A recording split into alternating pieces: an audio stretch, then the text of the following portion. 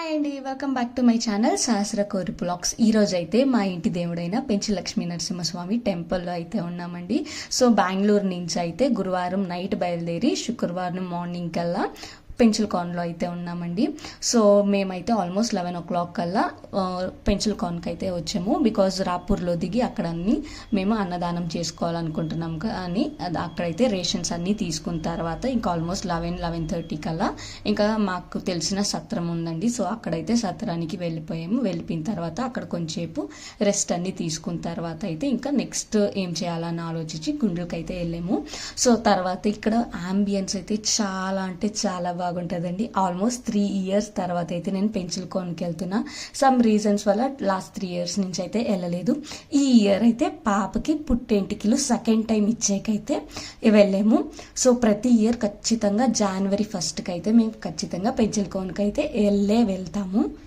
So తర్వాత ఏంటంటే ఇప్పుడైతే పాపకు పుట్టెంటికలు ఇచ్చేకి ఆల్మోస్ట్ 3 o'clock అయితే స్టార్ట్ అయ్యామండి. పక్కన అంబులెన్స్ చూస్తే ఒక్కరు కూడా కనిపించలేదు కదా. సో ఈరోజు ఫ్రైడే కదా, ఫ్రైడే ఫస్ట్ శ్రావణ శుక్రవారం కదండి. ఒక్కరు కనిపించలేదు కదా. తర్వాత ఒక 10 to half an hour అయిన తర్వాత అయితే ఫుల్ జనాభాలు అయితే నిండిపోయారు. ఫస్ట్ అయితే మేము ఇక్కడ ఫ్రెష్ అప్ అయిపోయిన తర్వాత గుండ్లు అయితే ఇచ్చేకి వెళ్తున్నామండి. సో ఇక్కడ అంబియన్స్ చూసారంటే ఏ నెట్వర్క్స్ ఉండవండి, ప్రశాంతంగా అయితే ఉంటుంది. సో ఇక్కడ అయితే కొండలు గ్రీనరీ చాలా అంటే చాలా బాగుంటుందండి. మేము వెళ్ళిన రోజైతే చాలా గాలి అయితే ఉండింది. చూసారు కదా, పక్కన ఎవ్వరు లేరు. ఎంత హ్యాపీగా పీస్ఫుల్గా ఉంటుందంటే అంత పీస్ఫుల్గా ఉంటుంది. సో ఇక్కడైతే అమ్మ నాన్న వెళ్ళి పూలు తీసుకొస్తున్నారు. ఎందుకంటే పాపకు పుట్టెంటికలు ఇచ్చేక ముందు పాపకి పూలు చుట్టేసి అదొక ముచ్చటలాగా చేస్తారండి మా సైడ్ అయితే. సో ఇక్కడ పాపకు 2 జళ్ళు అయితే వేసేసి నేను తర్వాత అయితే అమ్మ మళ్ళీ అత్తమ్మ కలిపి పూలను అయితే ఆ పాపకి వెనక ముందు చుట్టేశారు.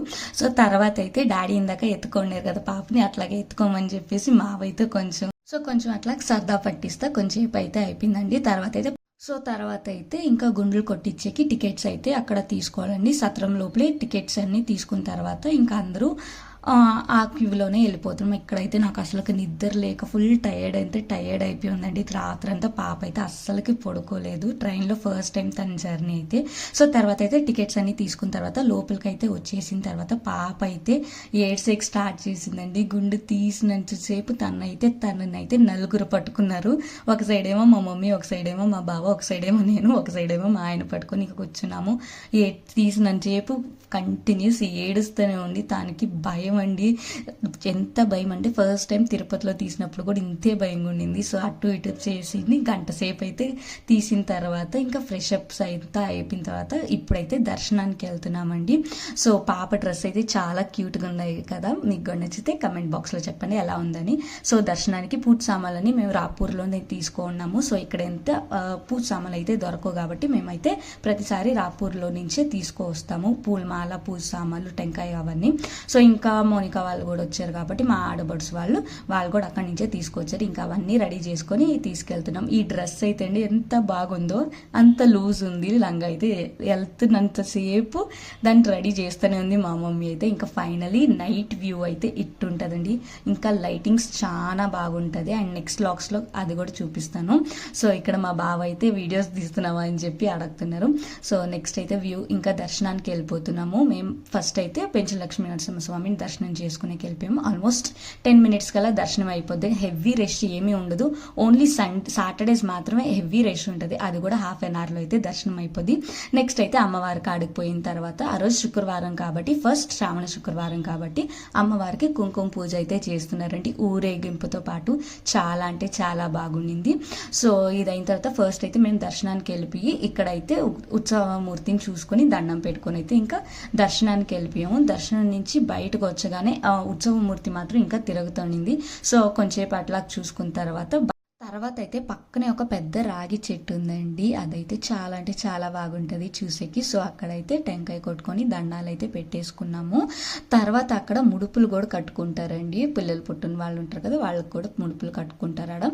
సో తర్వాత అయితే ఇంకా అదైన తర్వాత ఏంటంటే ఆడ పూలవనం ఉందండి. సో అమ్మవారు అయ్యవారు పూలవనం ఉంది. అక్కడికైతే ఉత్సవమూర్తిని తీసుకెళ్ళి అక్కడ పెద్దదిగా గ్రాండ్గా కుంకుమ పూజ అయితే చేస్తారంట. మేమైతే అక్కడ అటెండ్ అవ్వలేదండి. సో ఎందుకంటే నెక్స్ట్ డే మేము అన్నదానం చేస్తాం కదండి. సో దాంట్లో సత్రం ఉన్న వాళ్ళకి కొంచెం హెల్ప్ చేస్తాం మేము. వాళ్ళే వండి పెడతారు, బట్ మేము కొంచెం హెల్ప్ చేస్తాము, వాళ్ళు చేసిస్తారు.